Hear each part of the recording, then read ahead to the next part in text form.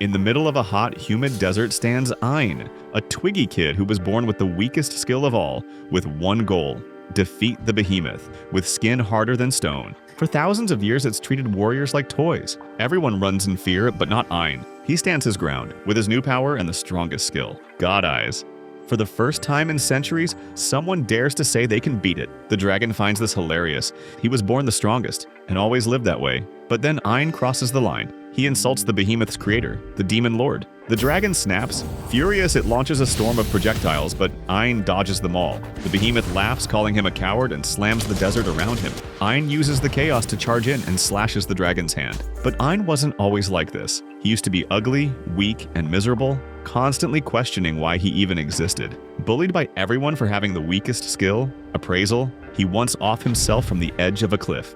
Now everything's changed. Ein is confident and bold enough to mock the behemoth's unbreakable defense. Angered, the dragon dives into the sand and starts circling under Ein, making it impossible to predict when it'll strike. Suddenly it bursts out, launching Ein into the air and swallows him whole. But that's exactly what Ein wanted. Inside the dragon's mouth, he unleashes a massive spell, blowing the invincible behemoth into tiny meat chunks. Earlier, when the dragon went underground, Ein had secretly cast an illusion spell and protected himself with a magic barrier before the explosion. As the dragon pieces vanish, a voice calls out. It's Ursula telling Ein to check the new skills he absorbed from the dragon. Ein heads back, only to be summoned by the king himself. The king thanks him personally for protecting the kingdom. By looking into Ein's eyes, he sees something rare. He believes Ein will become someone truly great. As a reward, the king gives him a royal engraved watch, granting him free passage through all lands, without restriction. That night, Ein has a strange dream. He sees himself back when he was bullied by his old adventurer party. His job back then was simple: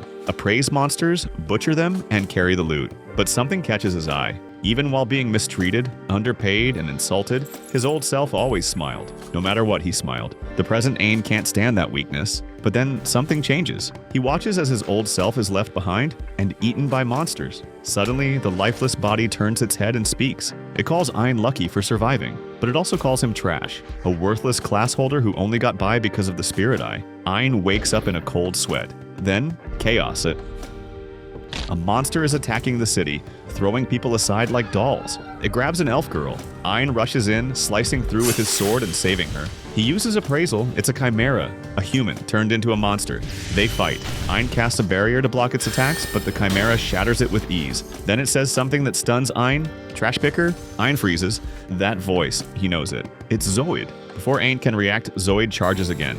He shouts that he too got a spirit's blessing and evolved just like Ein. Ein dodges, but he hesitates. He's never killed a human before. Zoid mocks him, saying he's just pretending to be a hero, hiding behind his power. Ein denies it, but the words from his dream echo in his head. The old version of himself, Dark Ein, whispers from the shadows, tempting him, telling him to give in, to embrace the darkness, and finally stop being humiliated. Dark Ein forces him to remember the dungeons, the pain, the humiliation. He sees himself again, following behind Zoid and his girlfriend as they wiped out monsters. Ein never fought. His job was always the same: clean up, appraise the corpses, and carry the loot. They called him Trash Picker. That was all he was to them. Born with only one skill, appraisal, Ein could identify anything just by looking at it. But in their eyes, that made him useless. A walking porter, a joke. Zoid would toss him a dead rat and bark, appraise it, then butcher it. When Ein asked for help, Zoid kicked him away like garbage, laughed at him, told him to shut up and do his job. Ein apologized every time and kept going, because deep down, he believed it was the only way he could survive, the only thing he was good for. The Chimera and Ein's dark version continue insisting that he is no different from them, a person who will do anything to survive. Ein struggles to process their words. The pressure becomes too much. His mind begins to drift back to the dungeon where everything started. Ein remembers the moment they were cornered by hellhounds deep inside the dungeon. Zoid told his girlfriend to cast a paralysis spell on Ein. Once Ein collapsed, Zoid stepped on him and yelled at the beasts, using him as bait while the two ran away. The hellhounds didn't hesitate. They rushed him, biting into his arms and legs. The paralysis wore off just in time. Ein grabbed a nearby rock to hit them off and threw his backpack to distract them long enough to escape. But when he reached the exit, he saw it. Zoid and his girlfriend had sealed the path behind them. Panicked, Ein spotted a narrow corridor beside the blocked path and took it. It led to a dead end. Now trapped, Ein realized he had only two choices: go back and get eaten, or jump off the cliff behind him and risk death. As he stood there, he blamed himself. He believed this happened because he was born with a worthless class, appraisal. He had tried to escape his pathetic fate by becoming an adventurer, but no one ever took him seriously. He was mocked, ignored, and abandoned. He admitted to himself that he never truly tried to change, and instead accepted the limits others placed on him.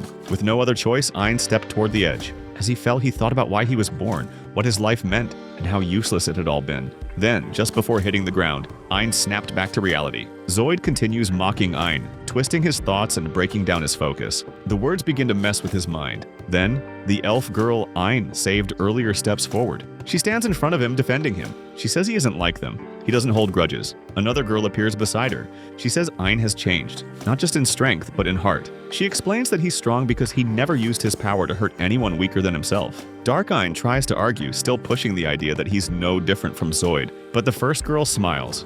She says meeting Ein changed her fate. Those words break something inside him. Ein begins to cry. He asks if he really has become strong. Both girls nod. Zoid watches and grows angry, annoyed by what he calls soft talk. He insists Ein is still just a worthless worm, no different from him. Dark Ein agrees, but the real Ein begins to speak. He admits he always thought the world was broken, where everyone's worth was based only on their skills. He believed in that system too. He thought the girls made him strong, but now he sees they chose to believe in him, even when he didn't believe in himself. At that moment, Ein makes a choice. His body begins to glow. Magic flows through him. He declares that he will become the person the girls believed in all along. Zoid is confused by Ein's sudden power surge. One of the girls explains, Ein is now using 100% of his spirit power for the first time. Zoid doesn't accept it. He charges forward, but Ein moves faster, slamming his elbow into Zoid and throwing him to the ground. Zoid tries to counter, but his attack is stopped by Ein's barrier. Shocked, Zoid can't understand why the shield didn't break like before. The girl tells him the truth. He's only using 10% of his spirit power. Ein is using all of his. Frustrated, Zoid screams for his creator to give him more power. His body begins to mutate. Spikes grow larger across his back. His form becomes even more monstrous. He claims he's now the strongest and charges in. Ein summons his sword. Without hesitation, he uses his spirit power to purge the Chimera's influence from Zoid, forcing him back into his human form. Zoid collapses, confused. He doesn't understand why Ein would help him, even now. Ein smiles, saying strength isn't required to help others. He says he was able to change, and believes Zoid can too. Zoid lowers his head. His voice shakes. He reaches out and takes Ein's hand. Guards arrive and take Zoid away. As they leave, Ein begins to wonder if someone had given Zoid spirit power by taking advantage of his weak heart. He starts to reflect on the past, on the moment Zoid left him behind. After jumping from the cliff, Ein landed at the bottom of the dungeon. The area was strange, completely different from the upper levels. A massive tree stood in the middle, with clear water flowing around it. He was seriously injured from the fall, but before losing consciousness, the elf girl he had saved earlier appeared beside him and gently kissed his forehead. Minutes later, Ein woke up. To his surprise, all his wounds were healed. He immediately used appraisal on the water and discovered it was an S-rank item, water from the world tree, capable of healing any wound or disease. Shocked, he used his skill on the tree itself. It confirmed his suspicions. This was a world tree, the legendary source of all magical power in the world. He silently thanked the tree for saving him and took a moment to decide what to do next. He noticed something unusual. There were no monsters in the area. The entire lower dungeon was silent. After some time, he found a large door. He believed it might lead to an exit. With no weapons around, Ein picked up a rock in case he needed to defend himself. As he walked, he remained surprised by the continued absence of monsters, but suddenly his ear was hit with a sharp pain. He stumbled and saw his ear lying on the ground. Reaching for it, 2 of his fingers also fell off. Panicking, he scanned the area and spotted a nearby scythe. Using appraisal, he identified it as an S-rank monster. It was a creature known for toying with its prey. The monster suddenly jumped him and began slicing him apart. Ein tried to crawl away, but the monster prepared to finish him off. Just before it could strike again, the creature froze and started to panic. Ein turned around and saw it being crushed to the ground. He used appraisal one more time. Standing there was a massive death bear, an S-rank predator. It looked furious. In an instant, the bear swiped its claws across Ein's face. Unable to see, Ein tried to crawl again, but the bear grabbed him and began to squeeze. Ein believed it would be his final breath. But then, the bear's head was suddenly severed from its body. Ein blacked out from exhaustion. When he woke up, he was back in the World Tree Chamber. All his wounds were gone. His eye and ear were fully restored. As he sat up, he saw a beautiful elf girl sitting quietly in front of him. For a moment, he was speechless. Another girl appears and immediately starts complaining, Before she can say more, the quiet elf girl pulls out a cup of tea and hands it to Ein. Ein tries to ask who they are, but the other girl forces him to drink the tea without explanation. Once he finishes, he asks if they're the ones who saved him. The complaining girl answers first, rudely. She says she never wanted to save him, but the quiet one, named Yuri, begged her to do it. Ein thanks Yuri, but before he can say more, the other girl starts hitting him for flirting with her daughter. Ein is confused by this and asks for clarification. The woman introduces herself as Ursula, the guardian of the World Tree. She explains that there are 9 world trees spread across the world, each with its own guardian. In this case, she has been watching over Yuri ever since she rooted here. Ein is surprised that he thought Yuri was human. Ursula explains that Yuri is not human. She's the spirit of the World Tree. Ein approaches Yuri and silently thinks that her beauty now makes sense. But Ursula interrupts, hitting him again and demanding that he give back his eye. Ein is confused until he remembers the death bear that injured him earlier. Ursula explains that to heal him, they used droplets from the World Tree. Since his eye was destroyed, they created a prosthetic spirit eye, using the tree's power. Ein doesn't understand why Yuri wanted to help him that much. Ursula says it's because when he first fell and saw the tree, he thanked it. Most people who fall into this hidden abyss end up hurting Yuri's tree form, ripping off leaves or breaking branches once they realize she's the World Tree. Ein was the only one who genuinely thanked her and left peacefully. Hearing this, Ein sincerely thanks Yuri again for saving him a second time and tries to show his gratitude. Ursula tells him to hurry and leave, but Yuri starts to tear up. She knows Ein won't survive if he leaves as he is now. With no choice, Ursula agrees to train Ein until he becomes strong enough to survive against S-rank monsters. Before they begin, Ursula warns that she won't accept weak efforts. Ein promises to give everything he has. Training starts immediately. Ursula throws him into battle against an S-rank monster. The goal is for Ein to use his new spirit eye with appraisal to learn how to dodge under extreme pressure. He realizes this is his chance.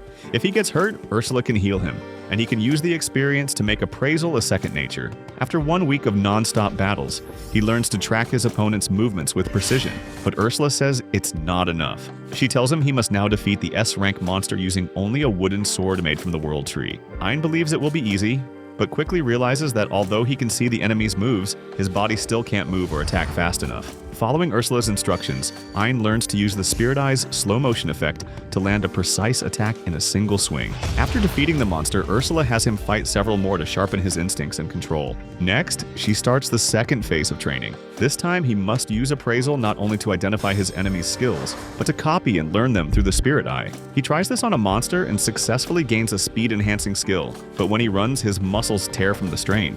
Ursula uses her knowledge of body conditioning to heal him repeatedly while he continues running, until his body adapts. Later, she allows him to appraise her own skills and copy the S-rank discard incantation skill, which lets her use magic instantly without chanting. Ein also copies a fireball spell and spends weeks training until he can fire 1,000 fireballs at once. Once satisfied, Ursula finally allows Ein to face the death bear for revenge. Without hesitation, Ein locates the monster and attacks with a full barrage of fireballs. But his aim is terrible. He uses his speed skill to get behind the bear and casts a powerful wind spell, pushing the beast off balance. The bear resists and launches a counterattack, but Ein ends it with a final wave of thousands of fireballs, destroying it completely. Ein is happy he finally got revenge on the death bear, but Ursula informs him it's now time to return to the surface and use his new skills to defeat anything in his path. Before he leaves, Ursula tells him to be grateful. Yuri has given him part of the World Tree's spirit core. Ursula uses magic to fuse the core into his eye, revealing it has now become the Spirit God Eye.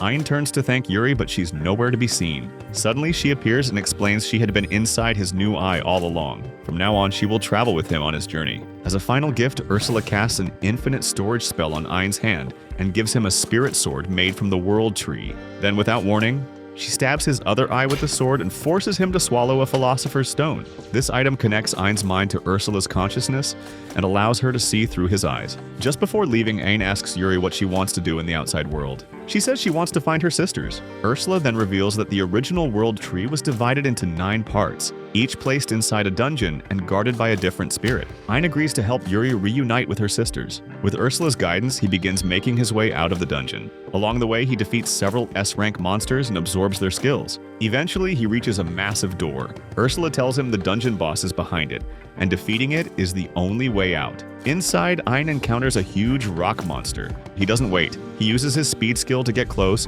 blocks the attack with his enhanced strength, and counters with a dissolving venom skill. The monster grows furious and slams the ground, but Ein manages to hide. Ursula advises him to use her ultimate spell. Ein agrees and casts Nova Strike, a fusion of wind, fire, and lightning magic.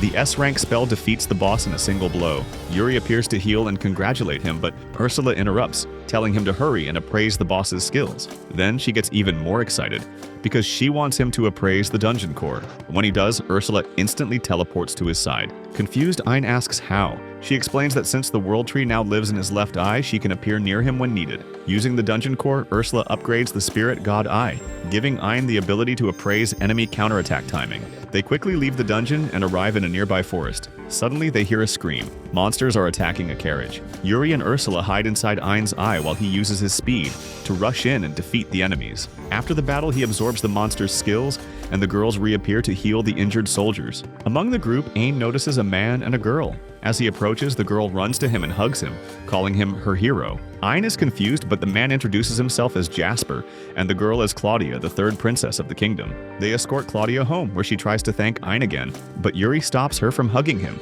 claiming she is Ein's self-proclaimed wife. Claudia isn't bothered. She says she's fine with being the second wife. Jasper then pulls Ein aside to speak privately. He suspects that Ein's eye is actually a spirit core. Ein confirms it. Jasper explains that the World Tree once used its power to seal the Demon Lord, and after doing so, it shattered, leaving behind only a few spirit cores. Ein asks if Jasper has any leads on the remaining cores. Jasper says he does. Ein doesn't waste time. After getting the lead from Jasper, he immediately heads to the location of the secret dungeon. Yuri seems anxious, but Ein reassures her. He's determined to find all her sisters. Once inside, he quickly hits a dead end. Ursula notices something strange. There's a teleportation spell hidden in the wall and tells Ein to touch it. He follows her instructions and is suddenly teleported into a massive forest. But Ursula explains that what he's seeing isn't real, it's all an illusion. Before Ein can react, they hear a familiar voice greeting Yuri. Yuri instantly recognizes it. It's Pina, her younger sister. Pina appears curious, questioning why Yuri would be traveling with a human. To test their strength, she tells them to reach the end of the dungeon if they can. She warns them to give up, saying the place is filled with S-rank monsters and deadly traps.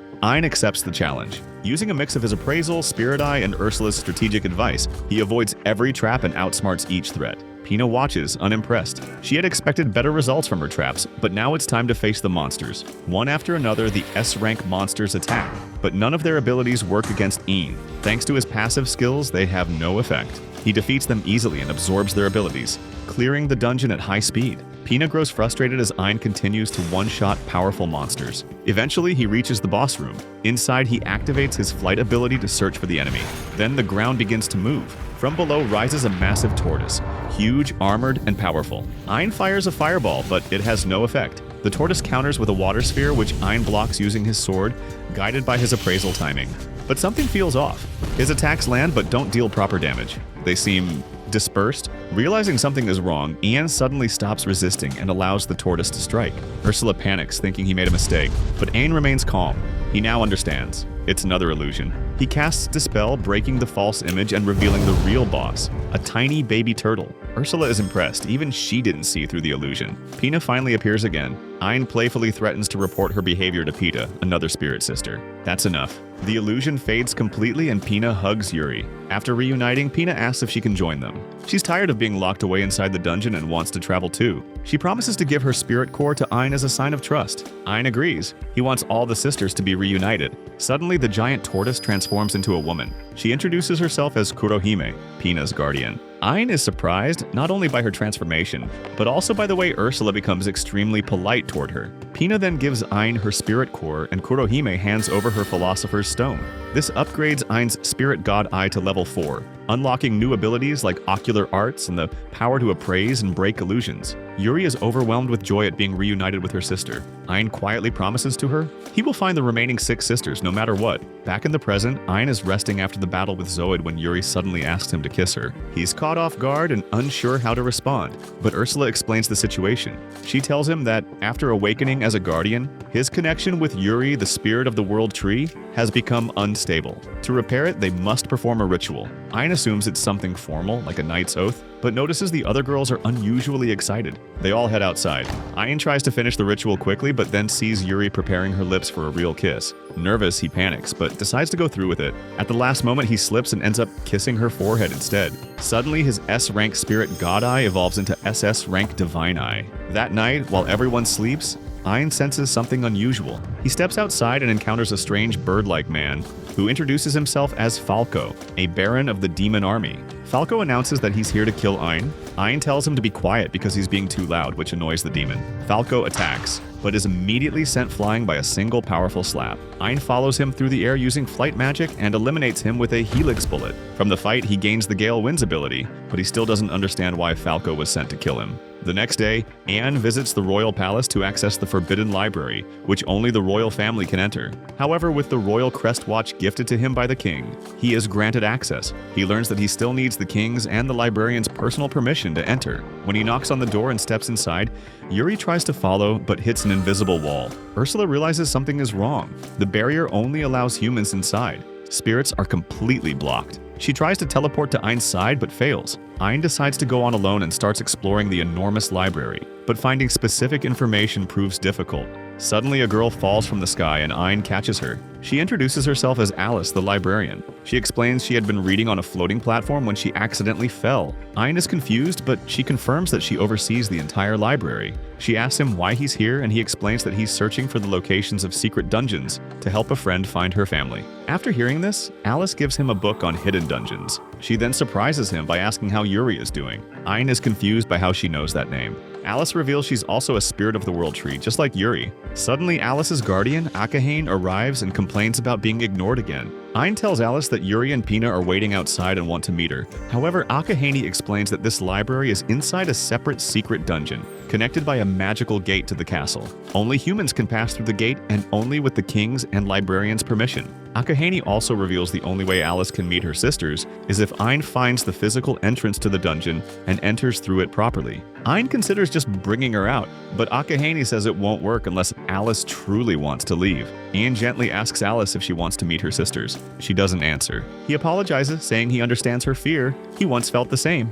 But he explains that Yuri, Pina, and the others helped him overcome it and promises to support her the same way. He offers to help her step by step and bring her to them safely. Knowing she might not trust him yet, he decides to leave and use the book to find the dungeon's entrance, promising to return. The next day, Ein returns. Before he can say much, Alice stands up and tells him that she's made her decision. She trusts him. Ein picks her up and flies her to the World Tree, where he receives Alice's spirit core. However, he learns that Akahane cannot leave the library or use teleportation like the other Guardians. To help them, she creates a clone of herself to accompany Alice on the journey. Together, they begin traveling through the dungeon. But Ein quickly realizes how weak Alice is. He ends up defeating all the S-rank monsters, including the dungeon boss, and absorbs their skills. They return home shortly after. Once there, Ein observes the group dynamics. The Spirit Sisters and Guardians interact in unusual ways, especially the girls who all rush to hug Ein. Each one of them is in love with him. Ein has no idea how to respond. Ein is contemplating what to do with his day when he gets jumped from behind by Megan. Jasper joins the fray and they both love bomb Ein before settling down. They inform him that the king made a special request for him at the guild. Ein is confused because he never imagined that the king would make a special request for him. Jasper asks Ein if he is familiar with demons. Ein recalls meeting Falco, who introduced himself as a baron among the 5 ranks of demon nobility, and he admits that he knows about demons. Megan reveals that the demons were driven out of human society several centuries ago, after the heroes built a dimensional wall. Despite that, there have been increased sightings of demons in the Rashik domain. Jasper reveals that his mission is to vanquish the demons rampaging through the area so they don't cause further damage. The king tasked Ein with this mission because average adventurers won't be up for the task, and Jasper believes the king was right in his judgment. Ein ruminates for a second and agrees to help the people of Rashik. Ursula appears because she isn't pleased with Ein's decision. She reminds him that they have commitments elsewhere and can't spare the time to help strangers. Ein acknowledges her point, but he reminds her that he was also a stranger to Yuri and her when they first helped him. Ein recounts his experience of facing an overwhelming enemy, uncertain if he would survive. He is only alive because Ursula lent him a hand and gave him a way out. Now he has to pay their favor forward and do the same for anyone in need, even if they are strangers. Yuri appears, and she reveals that she is in complete support of helping those in need. The others also appear and agree to lend Ein a hand. Ein turns to Ursula to see if she has changed her mind. She couldn't help but be won over by his riveting speech. She agrees to help him, especially since Yuri also agreed. Ein faces Jasper and accepts the mission. He puts on his cape and swears to annihilate all the demons terrorizing Rashik. Meanwhile, Mia and her father join the people of their village for their periodic visit to Lord Hydra. Mia is hungry just like the rest of the village, and her father assures her that He is taking her somewhere with an abundance of food. Mai assumes her father is taking her to heaven to meet her mother, so she is eager to reach their destination. The villagers arrive at the site of the offering, and Lord Hydra emerges to receive their offering. The villagers bow, and Mia's father coerces her to approach Lord Hydra so he can take her to heaven to see her mom. Mia agrees to go on the condition that her father doesn't cry like he did when they lost her mother, because she won't be there to wipe his tears. She says goodbye and runs up to Lord Hydra, but her father can't hold down his guilt anymore. He rushes over to her and begs Lord Hydra to take him in her stead. But Lord Hydra reminds him that the pact obligated them to bring a woman as a sacrifice every month in exchange for sparing their village. Now that they have broken the pact, Lord Hydra is ready to wreak havoc. The villagers panic and they desperately beg Mia's father to give her up. Lord Hydra runs out of patience and he blasts them with poisonous fumes. Mia can't believe that a god would be so cruel to people it is supposed to protect. She falls helplessly to her knees, and Lord Hydra goes in for his dinner, but Mia screams out for help. Ein arrives on time and stops Lord Hydra from making a meal out of Mia. Ein appraises Lord Hydra and learns that he can generate poison. He also learns that his hide is covered in a protective mucus composed of deadly toxins. Ein calls in Yuri's help, and she heals the villagers infected with poison. Mai reunites with her father now that he is cured. Lord Hydra is dumbstruck that Ein somehow managed to neutralize his poison just by looking at the villagers. Even Ein is surprised by how potent Yuri's magic ability is now, after his eye leveled up to a divine level. He gives the villagers a chance to escape while he handles Lord Hydra. The villagers aren't welcoming of his idea to run away because they know it won't make a difference. Lord Hydra commends the villagers for having good foresight. He reveals that Ein is too insignificant to make a difference, but Ein is determined to prove him wrong. Ein draws his sword and Lord Hydra mocks him for having the IQ of a starfish, because a sword isn't the best weapon to counter poisonous attacks. Ein shuts him up with one swift slash that turns into multiple slashes. Lord Hydra is instantly turned into blotches of goo that crumble to the ground. The villagers now recognize Ein as the ancient dragon slayer who resides in the capital. Ein preemptively imbued his sword with Yuri's healing to counter Lord Hydra's poison, which made his slashes so effective against him. Ursula commends him for his ingenuity, and Ein can believe that she actually praised him. The villagers surround him and thank him for saving them, but he waves off their thanks because he did what anyone else would have done. He informs the villagers that he came seeking the lord of their domain. The mood amongst the villagers suddenly turns sour, and Ein is puzzled by this sudden change. Mai's father thanks Ein because they would have been dead if he hadn't intervened. However, he reveals that they were better off if they were left to their fate at the hands of Lord Hydra. The villagers turn to go home, but Mia runs back to Ein, and she expresses her gratitude for saving them. Ein is pleased that he could preserve the smiles on such an innocent face, no matter how temporary. He assures her that he will see her again, and she says goodbye. She runs back to rejoin the villagers, and Ein decides to visit the feudal lord. He arrives at the lord's manor, but he gets an uneasy feeling because it's the only place in that region that's unnaturally fancy. He's so paranoid about how suspicious the place looks that he orders everyone to get inside his eye for their safety. He enters the lord's manor and introduces himself loudly. Nigan welcomes him and takes him to the dining hall for some tea and dessert. Ein helps himself to the dessert, but it is so salty that it feels like he just took a bucket load of seawater. He masks the terror his taste buds were subjected to and lies to Nigan that it tastes good. Nigan takes a bite and he instantly collapses. He apologizes to Ein and explains that the dessert turned out so salty because he mistook salt for sugar. Nigan beats himself up for always screwing up no matter what he does. He eventually settles down and Ein asks him about the demons that have been mysteriously appearing in his domain. Nigan is surprised by the information from Ein because he has never heard of any demon presence in his domain. He explains that his domain borders the Abysswood, where a multitude of monsters live. He speculates that whoever reported the demon's presence mistook a monster for it. He apologizes for the inconvenience of traveling all the way because of false information. He sends him back with assurance that there are no issues in his domain. Ein offers to take a look around to make sure Nigan isn't mistaken, especially since he defeated Lord Hydra and met the villagers in such a miserable state. Nigan enters panic mode as he learns that Lord Hydra was defeated. He explains that Lord Hydra's presence deterred other monsters from attacking the village, but now that he has been defeated, the town will be a monster's paradise. Ein reveals that he couldn't overlook Lord Hydra's demand for sacrifices because a little girl would have lost her life before his eyes. Negan points out that the sacrifice of one life for 100 was a choice they were content with making. Nigun points out that Ein's intervention would only be worthwhile if he stays to protect the village permanently, because they aren't strong enough to protect themselves from the monsters in his absence. Nigun reveals that he was doing what it takes to protect the domain he inherited from his late father. He walks out of the room in a fit, and Ein leaves the manor, second-guessing his choice. Yuri comes out and consoles Ein. She advises him to do whatever feels right in his conscience. Negan consults with Shadow and informs him that Lord Hydra has been slain. He scrambles for a solution because Lord Hydra would be hard to replace, but Shadow reveals that the main problem they need to deal with is Ain. He tasks Negan with bringing Ain down because he is the real demon that needs to be defeated to protect Rashik. Negan doesn't think he is up for the challenge, but Shadow convinces him that he can do it, so he agrees to go along with his plan. Ain arrives at the village and walks up to the crumbled outer walls that have been neglected for years. There are no soldiers in the watchtower either, and Ain realizes the villagers have been vulnerable to monster attacks for years. He approaches a female villager and introduces himself. He tries to ask her about the lord of the land, but she runs away in fear, claiming she knows nothing.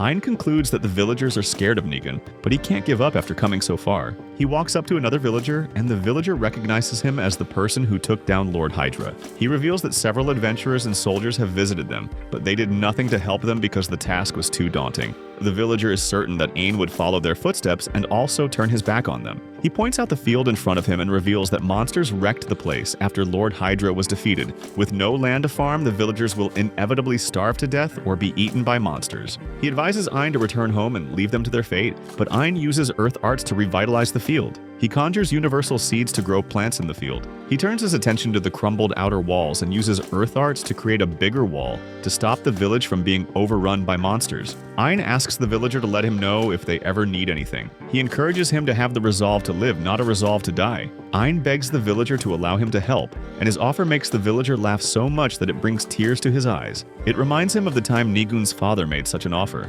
Nigun's father handled the affairs of the domain so well, but things went south after Nigun took over. Around that same time, Lord Hydra appeared, and Nigun made the pact by himself without consulting the villagers. The village defenses were reduced to rubble, and he hiked their taxes to an unbearable amount. The people who protested against Nigun and visited him for dialogue never returned. However, the villagers' hope for the future has been restored, thanks to Ain. He promises to hold on to that hope, and Ain vows not to make him regret it. Ain senses a horde of monsters charging at the village, and he goes out to meet them because there's no way in hell he is letting them lay a finger on the villagers. Ain scrambles for a lifeline to defeat the multitude of monsters bounding towards the village. He looks over at some villagers who are standing around the crumbled walls, looking out at the monsters. They have surrendered to their fate, but Ain isn't going to give up so easily. He orders Yuri to get back into his eyes and warns the villagers to stand back. He flies into the air to get a better attack angle at the impending horde. He attacks them with a magic blast and takes down hundreds of monsters, but more monsters quickly replace the fallen. The monsters leap at him, but he gets out of their way.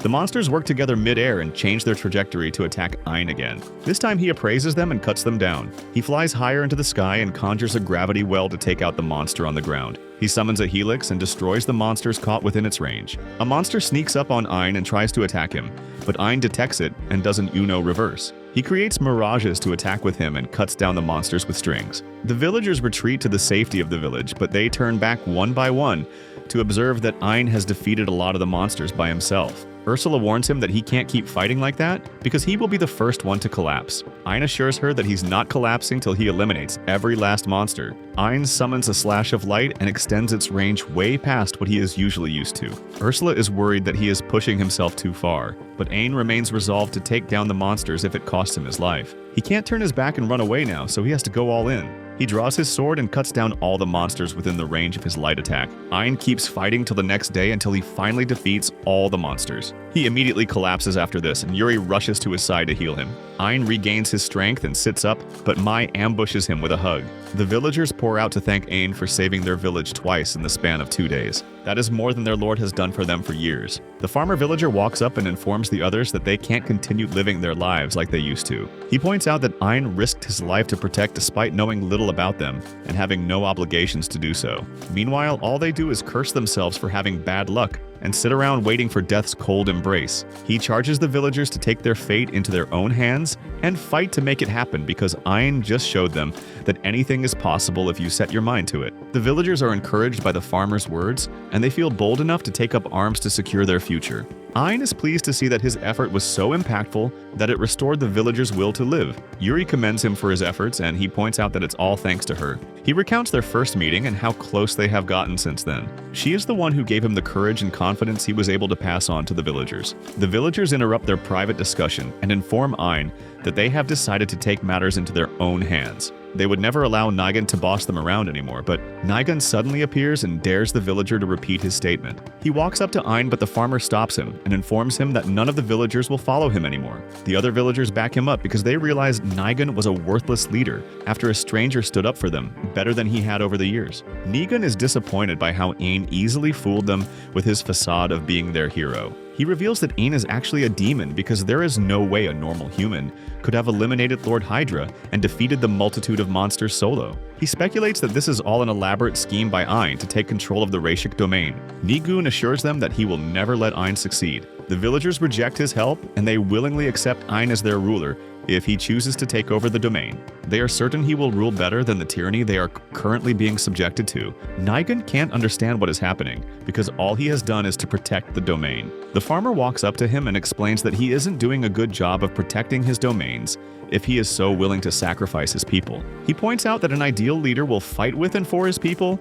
just like his father once did. This triggers memories of his father, and he gets a splitting headache. He falls to his knees and summons Shadow from his necklace to help him. He wants Shadow to convince the villagers because they don't believe him. Ein spots the necklace and appraises it, but he can't read its content because a concealment skill obscures it. Nigan pops the necklace open, and Shadow knows it's finally time to take full control of Nigan's body. Ein warns Nigan to let go of the mirror necklace, but he is too late. A black mist engulfs Nigan, and he retreats to his mental plane to consult with Shadow. He asks Shadow for advice, and Shadow advises him to continue doing as he is told. He assures him that things will get better over time, but he has to kill anyone who doesn't obey him, just like they did to his father, because they will be of no use to them. Nigan doesn't understand what Shadow is talking about because his father passed away after succumbing to his illness. Shadow decides it's time to reveal the truth to Nigan. In the past, when Nigan's father was still alive, he went out to personally help the villagers till their fields. Nigan suggested they take a break because he has been working for so long, and the villagers expressed their gratitude to his father for coming out to help them himself. Nigan was so proud of his father that he hoped he would also grow up to be loved. Since his father was resting, he offered to help in his own little way, but he tripped and fell.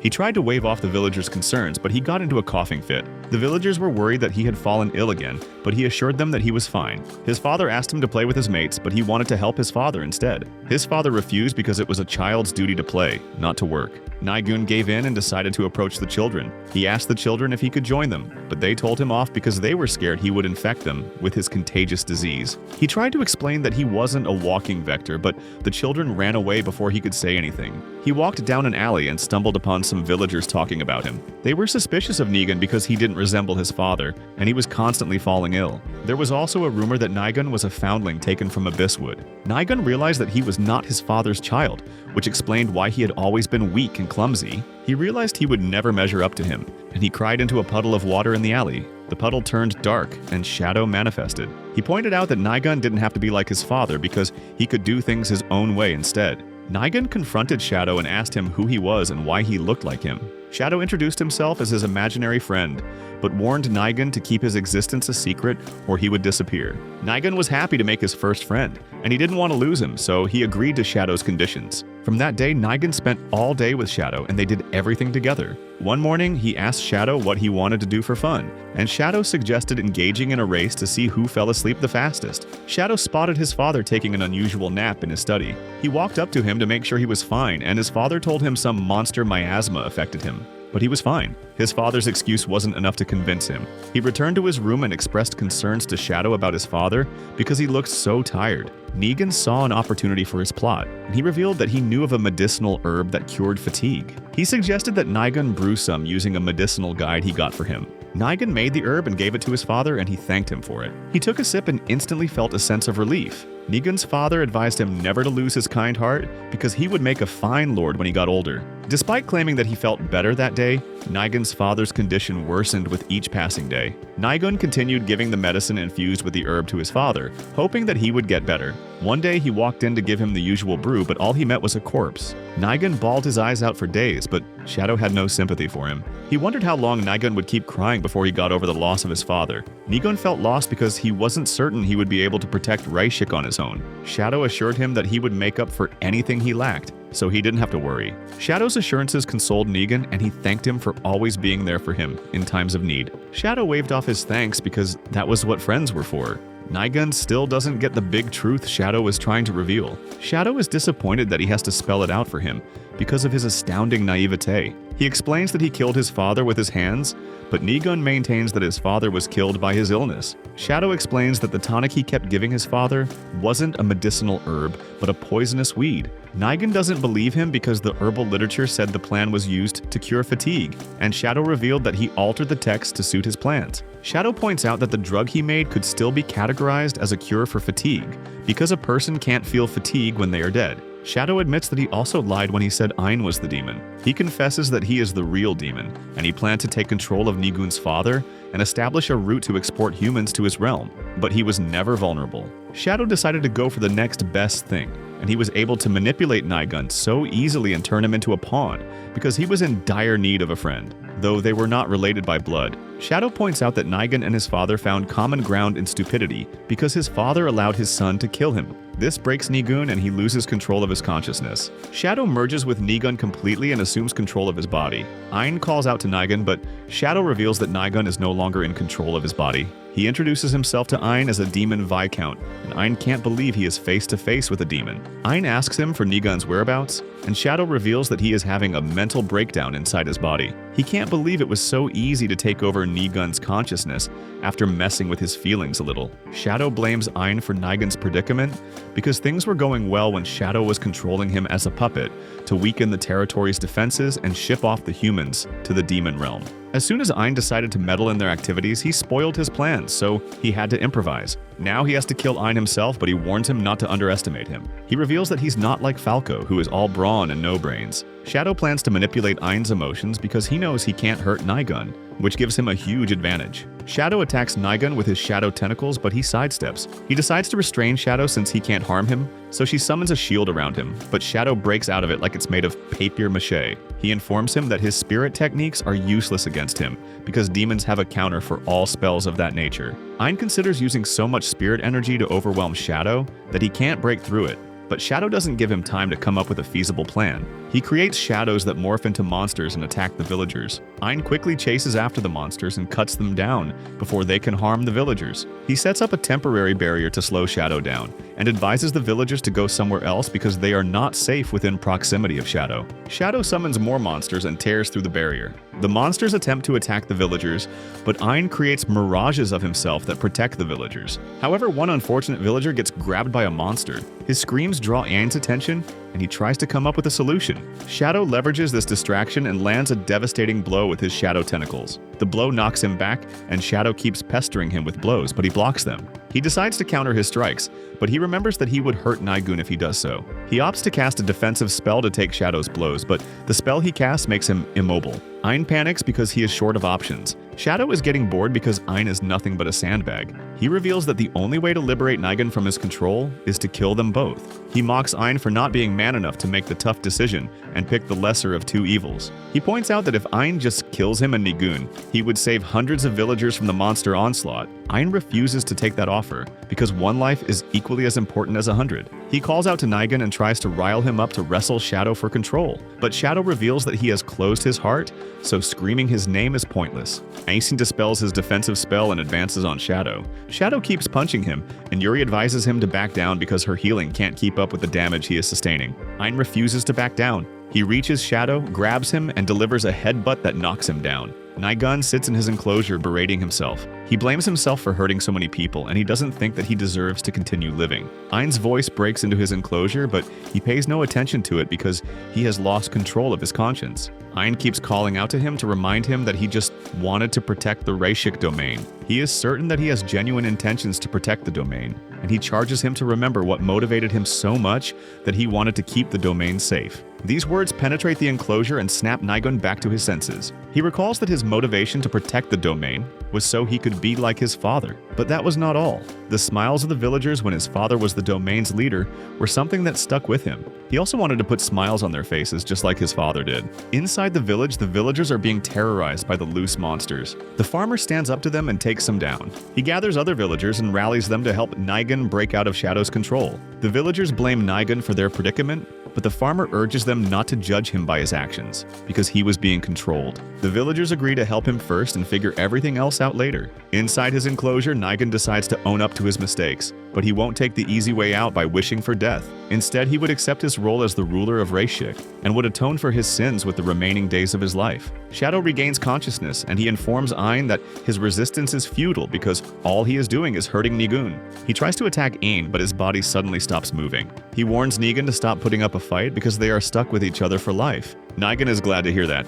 He draws his knife and stabs himself. He reveals that he always knew that Shadow was more than a reflection, but he turned a blind eye to it because Shadow was the only friend he had. Negan points out that despite all the evil Shadow has done, he still sees him as a friend, but Shadow is disgusted. He reveals that Negan is a hopeless softie who would never get redemption. Since Negan is determined to take his own life, Shadow decides to leave. He hops away in hopes of returning one day to enact his revenge. He spots Mia close by and decides to use her as his next puppet, but Ayn's sword suddenly splits him in half. Ayn rushes to Negan's side and pulls the knife out. He uses Yuri's ability to heal him and begs him not to give up, but Negan doesn't respond. Ayn loses hope, but Yuri appears and continues trying to heal Negan because she is sure they can reach him. Ayn decides to join her to make sure Negan doesn't die. They continue infusing their healing spell into Negan and vocally urge him to return. Their voice breaks through to Negan and his wounds suddenly heal. He sits up confused because he is supposed to be dead. Ayn and Yuri hug him to welcome him back, but he gets angry. He pushes them off and demands to know why they saved him. He had finally received punishment for his sins. Now they've robbed him of that closure. Ayn snaps him out of it as he reminds him that he is not going to sacrifice one life for the sake of others. The villagers back Ayn up. They came back to help because they would be no better than the demon if they had left him for dead. The farmer points out that dying isn't atonement for his sins. It's only an escape mechanism. The only way to atone for his sin is to pay for what he has done to the villagers and face their residual wrath. Negan realizes that he made the wrong choice for absolution. He apologizes to the villagers and thanks Ayn for giving him another chance at redemption. Yuri is glad for Yuri, but she suddenly loses her balance. Ayn catches her on time and realizes she used up so much power to heal Negan that she can barely stand. He picks her up and thanks her for being with him all this time. He is certain he would have turned out like Negan if he had met Shadow instead of Yuri. He sets her down to rest by a tree, but he is pissed off that the demons are exploiting people's weaknesses to take advantage of them. He vows to make them pay for committing an unforgivable sin. Ursula pops out to tend to Yuri while Pina and Alice stand guard.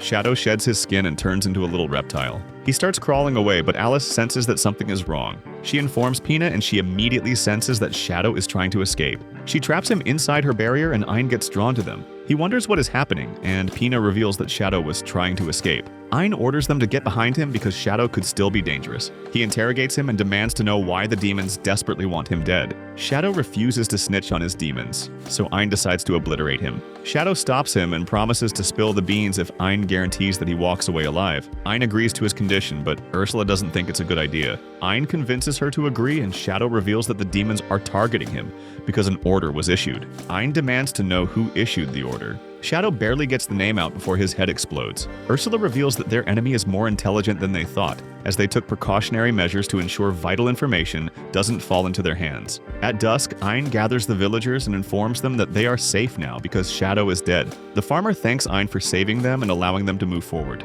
The other villagers hail him as a hero, but Mai is sad because Ayn is leaving them. Ayn promises to visit them regularly and Mai brightens up. Negan walks up to Ayn and admits that he could never thank him enough even if he tried. He knows he is in no position to ask for favors, but he begs him to continue to support Rayshik in any way he can. He points out that they would never be able to hold off the constant attack by the monsters without his help. The villagers lend their voices to Negan's pleas. They already decided to take up arms against the monsters, but they would be reassured if Ayn guaranteed his presence. Ayn is lost for words. Ayn returns home, and the king informs him that he wants to make him the ruler of Rayshik as a reward for completing the quest. Ayn protests because the reward greatly outweighs the quest. The king reveals that he initially wanted to crown Ayn a noble as a reward, but Negan insisted that leadership of Rayshik be transferred to him. Negan turned himself in, but he vows to return to help Rayshik once he has received due penance. The king decides to honor his wishes and grant Ayn the domain formerly entrusted to Negan. Ayn isn't too thrilled with the idea of becoming a noble because he doesn't think he would be accepted amongst the other nobles, since he's an ordinary commoner. The king assures him that his feats will warm the hearts of anyone who thinks he isn't worthy of the title. Ayn also highlights his lack of experience with noble affairs. Jasper offers to represent him in noble affairs while he does as he pleases. Ayn still ponders on the king's request because he never expected he would be rewarded so much. He wants to help Rayshik as much as he can. He just never imagined he would be doing it as their leader. He turns to the king and accepts his appointment.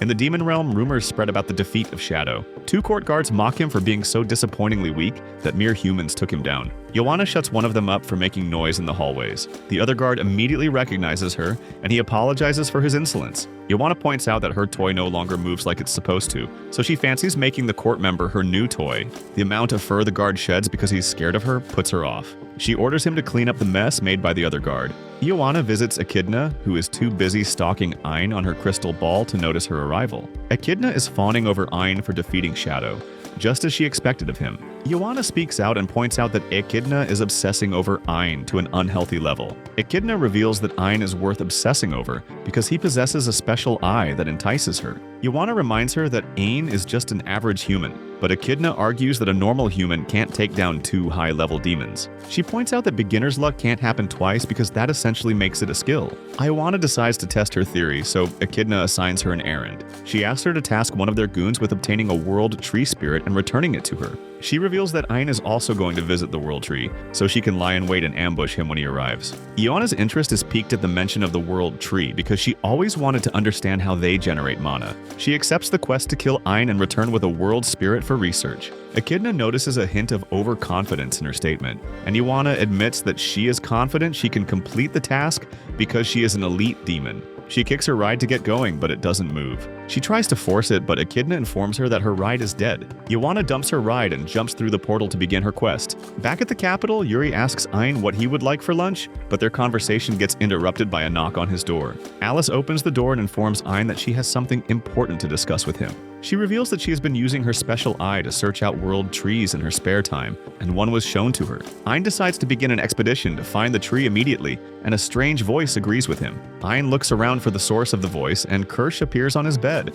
Ein questions her because he has never met her, but Yuri rushes over to welcome her big sister. Yuri tries to hug her, but Kirsch's apparition flickers, and she reveals that she is not there with her real body. Kirsch officially introduces herself to Ein as Yuri's elder sister. Ein also introduces himself, but he doesn't understand why a spirit came to meet them on its own. She reveals that demons are targeting the world tree as they speak, so they need Ein's help. She reveals that the spirits are doing their best to hold on, but the enemy is stronger than they expected.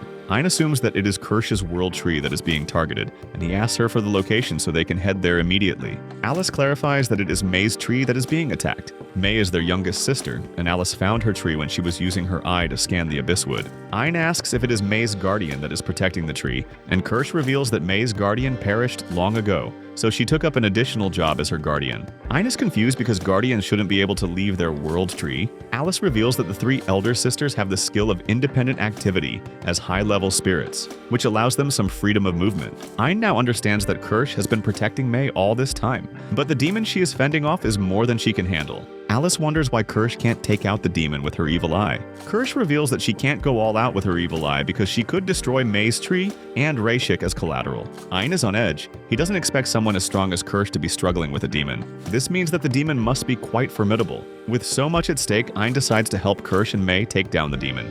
Ein ventures out to the abysswood, and he senses that the entire forest is actually a huge dungeon. It is enchanted with many powerful curses that could make a person lose their way if they're activated. Ein is on the verge of getting lost because all he sees is a sea of trees, but he combines his appraisal ability with Alice's special eye to get directions to May's tree. He follows the directions, but Yuri points out that they haven't encountered a single monster. Ein found this strange because the villagers had informed them that the forest was teeming with tough monsters, but they were getting a contrary experience. Yuri points out that the monsters can sense how strong Ein is, so they intelligently refuse to approach him carelessly. Ein decides to speed things up since there is a low chance of encountering a monster. He uses super acceleration to move through the terrain faster. Ursula stops him because she can sense a monster trying to attack them. Ein stops because he also sensed it. He looks overhead to see a swarm of monster hornets gathering around a demon. The demon introduces herself as Hornet, a demon count. She was getting impatient because Ein kept her waiting for so long. She orders her hornets to fight for her, but a monster bear emerges from the woods. Hornet doesn't want any third parties interfering in their fight,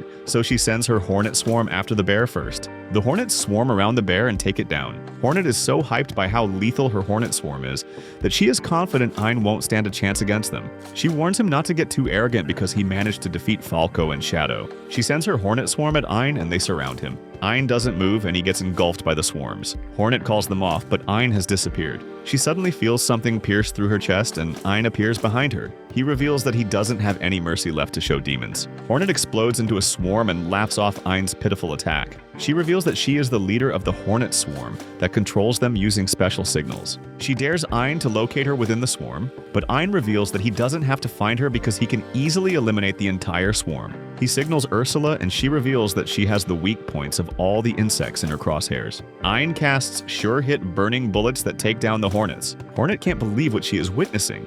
She realizes that she can't remain in that proximity because she would be a sure target, so she decides to retreat. She makes a silent vow to get back at Ein another day. She stumbles on an open portal and she thanks her lucky stars. She tries to take the portal, but Joanna stops her. Joanna wonders if Hornet is running away from a mere human. Hornet nervously explains that Ein was much stronger than she anticipated. She promises not to underestimate him next time and to come prepared, but Joanna doesn't allow her to finish her rant. She shoots her down because she is so useless that she doesn't deserve a second chance. Joanna is at her wit's end because she can't understand how someone as weak as Hornet became a demon count. She can't see a bright future for the demons if things continue as they are. Her only consolation from her meeting with Hornet is that she now has Ein's location. The idea of their battle makes her so thrilled that she cannot wait to get into the fray.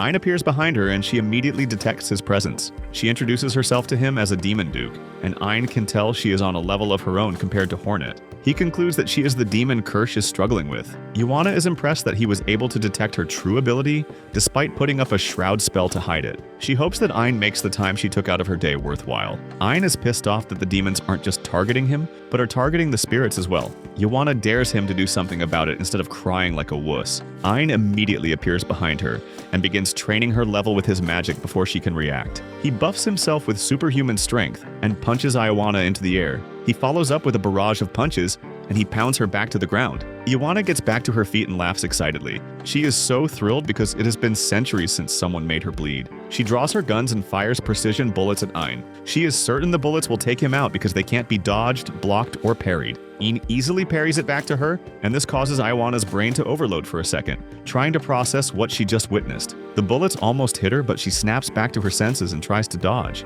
However, she still gets hit and she can't understand what is happening. First, her ability that people shouldn't be able to parry was parried. Then, attacks she is supposed to be able to dodge casually are hitting her. Joanna can't fathom her abilities being reduced so much by a single usage of mana drain. Ein helps ease the load off her brain. He slices her head cleanly off her shoulders, and Joanna is still trying to understand what is happening. Ein is impressed she is still alive despite getting her head cut off. He reveals that he didn't use mana drain once, but he infused it into the barrage of punches he hit her with. She is now lower than most monsters in the forest. Joanna accuses Ein of cheating. She is certain she would have won if he hadn't used such underhanded techniques to weaken her. She summons a portal and retreats, but she promises to make Ein pay for the humiliation he subjected her to. Ein wants to chase after her, but Ursula stops him because the safety of Kirsch and May is their top priority. Ein lets Joanna go, and Alice leads him to the tree. They arrive at the tree's cocoon, and Ein points out that May and Kirsch should have hidden their bodies better because the cocoon is too conspicuous. Alice reveals that the cocoon is cloaked in spirit energy,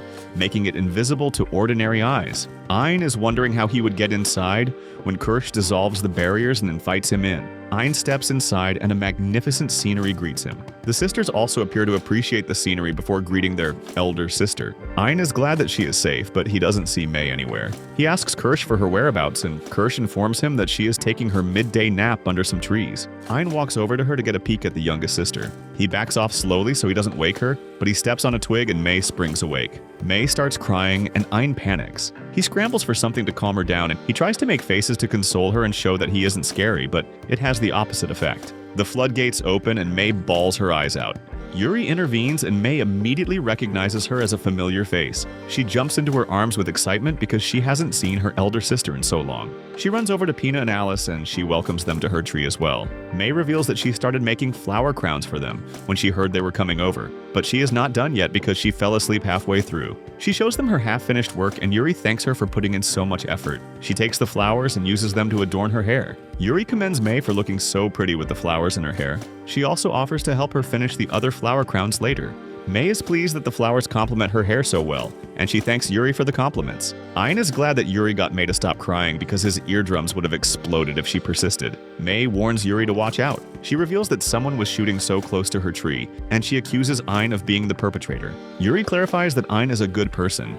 She explains that he was the one who chased away the scary enemy that wanted to hurt her. May realizes her mistake and she apologizes for falsely accusing Ayn. Ayn understands that she did it because he scared her. He apologizes for interrupting her nap. May asks for upsize and Ayn grants her wish. May asks him to go higher and Ayn puts all his energy into his legs and jumps. They reach such a high altitude that Ayn becomes scared because he put too much power into his jump. They remain airborne for a while before returning to the ground, and Ayn is tense. He awaits May's negative response, but she bursts out laughing. She reveals that Ayn is now registered on the list of people she likes, and the sisters congratulate him. They reveal that he was on the verge of causing May to throw a tantrum that could last a week, but he got a lucky escape. May requests to tag along with Ayn and her sisters on their quest, and Ayn is surprised by her sudden request. He asks Kirsch for her opinion, and Kirsch gives him the green light. Kirsch offers to guard the tree while they have fun, and Ayn is surprised she isn't coming with them. Kirsch reminds him that it is her duty to protect the trees in her care, but Ayn waves off her excuse because he wasn't asking for a job description. He asks her what she would like to do because he wants to respect her wishes just like she respects May's wishes. He is certain she would want to join her sisters. He assures her that the tree will be safe because he will erect a barrier and leave a clone in case the tree is targeted. Kirsch thanks Ayn for the offer, and she summons their cores. She entrusts Ayn with their magical cores, and she informs her sisters that she will be coming along with them. Ayn promises May that he will keep her core safe, and she thanks him for the opportunity to travel with her sisters. Yuri thanks Ayn for reuniting her with more of her sisters, and he is pleased. Ursula informs him that Yuri still has 4 more sisters that she needs to be reunited with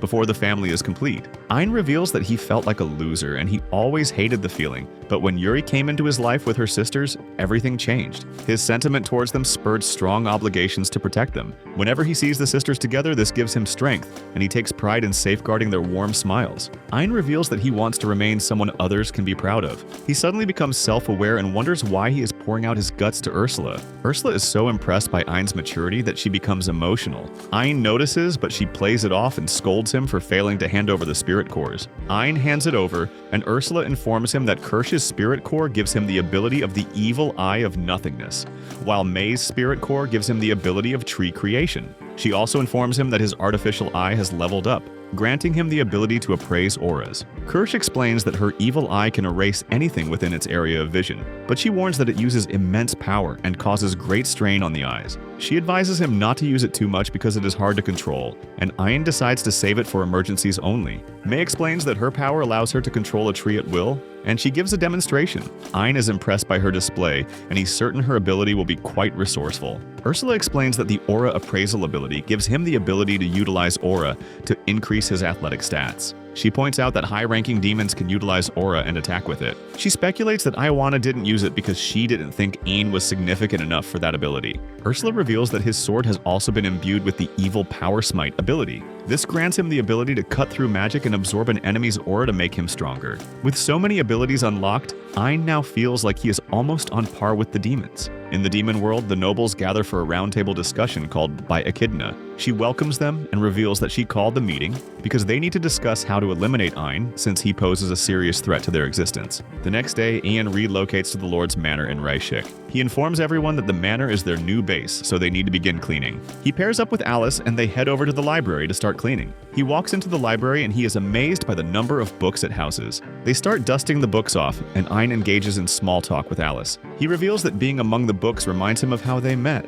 Alice is battling her feelings because she is all alone with Ayn, and this is the perfect opportunity to express them. Ayn reveals that he knows she is in love. She assumes that he already knows about her feelings, and she tries to figure out what to do next. Ayn admits that he feels the same way, and Alice gets butterflies in her stomach. Ayn explains that the knowledge he gets from books really opens up his world, and he can't help but fall in love with each page. Alice doesn't hear the rest of Ayn's explanation because her feelings are running wild. She indeliberately conjures a gust of wind which sends books flying around the library. Ayn tries to stop her, but a book hits him in the face. Kurohime finishes cleaning her side of the house and goes to the kitchen to check on Pina. Pina reveals that she has finished cleaning and everywhere is spotless. Kurohime sees through her illusion and she orders her to come out of her hiding place and start cleaning. Pina dispels her illusion and she begs Kurohime to forgive her. She rushes to begin her cleaning before she is given the slipper treatment. Yuri and Ursula are focused on cleaning the baths in the manor. Yuri tries to speed run the cleaning, but she slips and falls. Ursula rushes over to catch her, but Yuri rights herself, and Ursula gets a face full of wash water. Yuri reveals that Ursula doesn't have to stand and watch her like a hawk, because she is capable of cleaning by herself. She doesn't want her to be too overprotective because she wants the opportunity to try everything out. She couldn't do stuff like this when she was stuck as a world tree, so she wants to utilize this opportunity to the fullest. She reveals that Ein gave her the ability to discover parts of herself that she never knew existed. She just recently discovered that she is happy whenever Ein is happy, so Ursula encourages her to make the bath so spotless that Ein will be satisfied for a lifetime. May and Kirsch head to the dressing room to clean it out. The room is musty and dark, so Kirsch opens a window. May spots an insect crawling around, and she picks it up to show Kirsch. Kirsch freaks out, but May begs Kirsch to let her keep the insect as a pet. Kirsch refuses to grant her request, so she throws the insect out the window and points something else out to Kirsch. Kirsch assumes it is another insect, but it turns out to be a cute dress. They decide to try out the dresses after they are done cleaning. After cleaning the library, Ein heads to the bedrooms and cleans them too. He decides to head to other parts of the house and assist with the cleaning. He runs into Yuri in the hallway and he wonders why she is all dressed up. She informs him that they decided to have a welcome party for May and Kirsch after cleaning. She borrowed the dress from the dressing room that Kirsch and May were cleaning. She asks Ein to rate her looks and he admits that she looks absolutely stunning. He offers to help them with preparations for the welcome party, but she informs him that they already have everything set up. She reveals that the welcome party doubles as a surprise party to thank him for everything he has done for them. She leads him to the dining hall where everyone else is waiting. Ein's heart skips a few beats, but he manages to commend everyone's dresses. Pina presents him with a tux to change into, but he refuses because he isn't too keen on dressing up. Ein's response dulls Yuri's enthusiasm, so Pina forces him to wear the tux. Yuri compliments Ein for looking like a prince, while Alice turns away because Ein is so radiant that he almost blinds her. May reveals that she took great care to pick out his outfit, and Ein commends her for having a good eye for aesthetics. Yuri drags Ein out to the middle of the dining hall, and she requests to dance, but Ein protests because he doesn't know any dance moves. Alice feels sad and left out, but Yuri invites her to dance as well. She wants them to dance together because it is more fun. Ein takes Alice's hand, and Yuri invites everyone else to join them on the dance floor. Kurohime gives them some music, and Ursula watches from the sidelines as they have fun dancing. After the occasion, Ein and Yuri walk out to the balcony to admire the sunset. Yuri thanks him because he is the reason she was able to see other members of her family again. Ein promises that he will find her remaining sisters and reunite the family completely. Yuri is looking forward to that day. She points out that she is having so much fun that she wishes they could always live every day like that. Ein reveals that they can live like that always because every day he spends with her and the others is always more fun than the last. He promises to do his best every day to make sure every day is a day of fun for everyone. Yuri is so convinced by his resolve that she feels blissfully at ease,